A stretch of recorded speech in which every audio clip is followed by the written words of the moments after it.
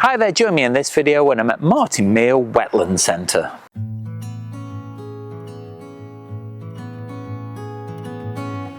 I've been to Martin Mere several times, but it is actually a year since I was last here. Time goes really quickly. Today I'm visiting with my 180 to 600mm lens that I've only just had, so I'm still getting used to it, but it should give me the opportunity to take photos of birds at a greater distance. Now, there are two distinct areas here at Martin Mere. We've got the natural wetlands, so you can see birds in their natural environment, and there's also captive birds as well, so it gives you the opportunity to practice your camera skills. So it's a lovely day today, and I know that I'm really going to enjoy my photography.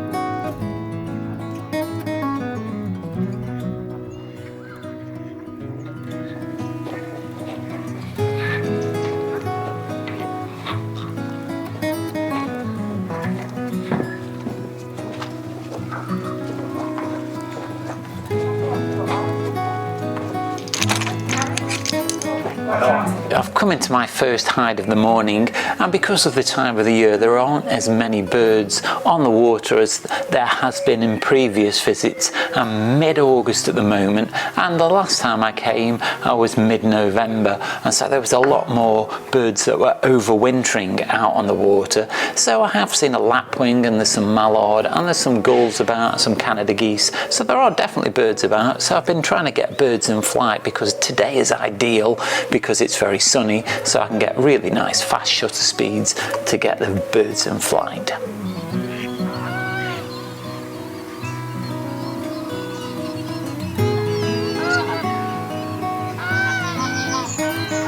And I've just spent some time trying to photograph some lapwing in flight, which is quite interesting because they do tend to quite quickly change direction, so tracking them is quite a challenge, but they are quite a way out on the water, and so with this lens I can keep them quite big in the frame, and hopefully I've got some reasonable shots as well.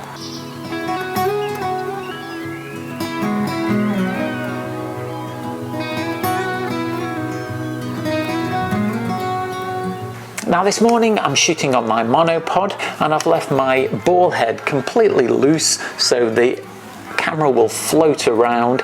It's just really acting as a little bit of extra stabilization and just saving my muscles from hand holding it for a long period of time.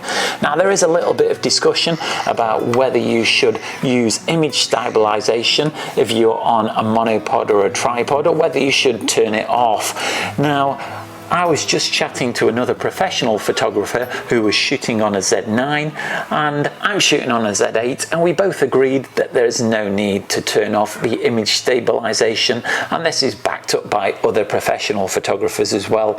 Now there is a little bit of debate, so you might not possibly agree with that, because the old way of thinking was if you're on a tripod to turn off the image stabilization, but we both agreed that with the newer technologies, certainly in Nikons, there's no need to turn off the image stabilization.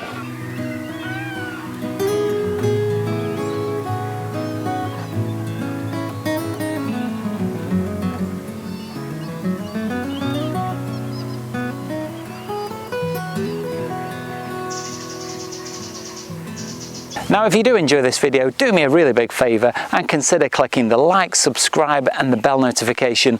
It really helps the channel to grow, but it also makes sure that you don't miss out on any future photographic content.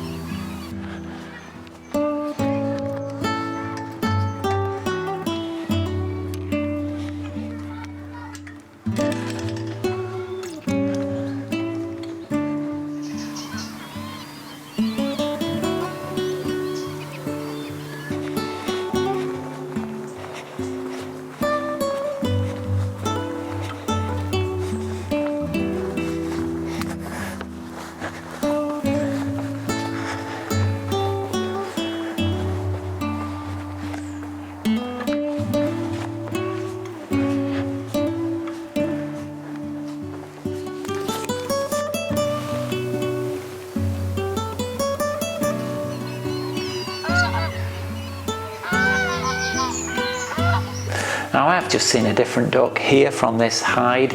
It's not one that I can identify, it's not one of the common ducks, but I am pretty rubbish at identifying birds anyway, as you probably know if you watch your channel for any period of time. It's not one of the captive birds because I am out on the reserve, but it could be it's one of the birds that's come out of the captive area for all I know. So I'm going to have to do a little bit of identification when I get home.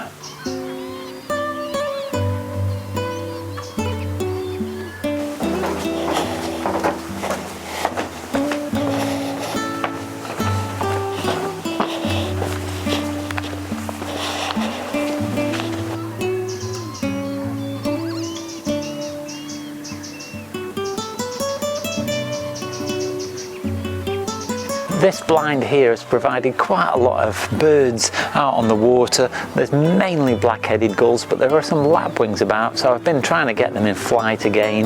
A little egret did pop its head from behind some reeds, but it quickly went back as soon as I moved the camera towards it, and I've not seen it again since. So that's about the most interesting thing I've seen from here.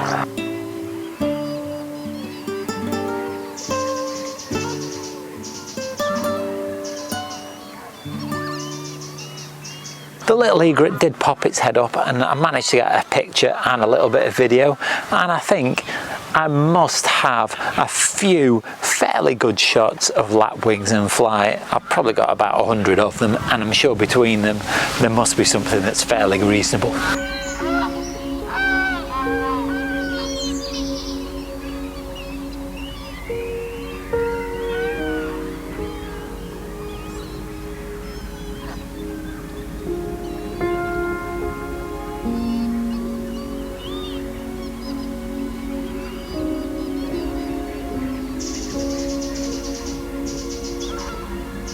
I'm about to embark on the Reedbed walk.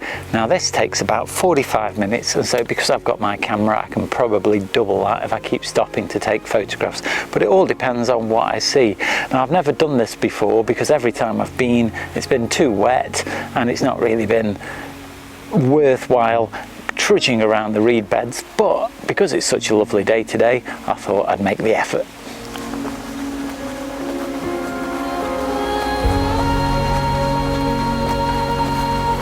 There's a little bit of a gap here in the reeds overlooking the water. Now there's nothing very spectacular out there, but I have got some photos of some Canada geese and some grey-lag geese.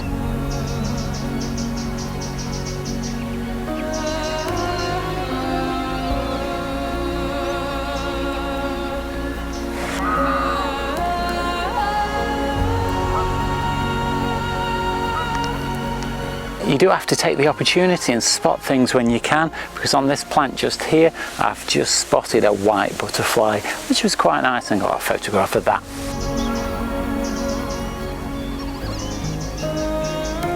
Well, my time here at Martin Mere is nearly coming to an end. I've been in all of the hides and seen all the birds in their natural habitat. I've done the Reedbed walk, which wasn't actually that successful. I did see the butterfly and some grey-lag geese and Canada geese, but I'm going to walk back through the captive birds section, so I should see quite a few birds here. At the moment on this pond behind me there are coots, moorhens and mallards, but I know there are some more exotic birds as we get deeper in.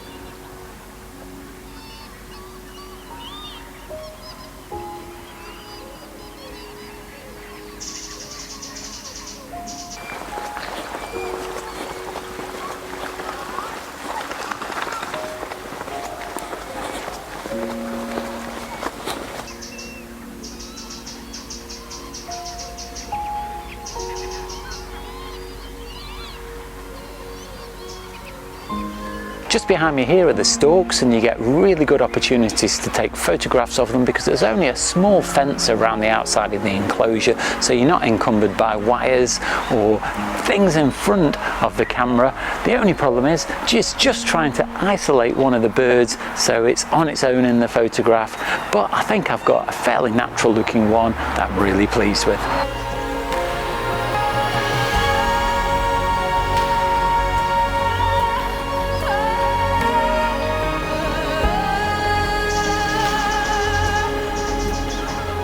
What I'll do now is I'll leave you with some of my favourite photographs from the morning.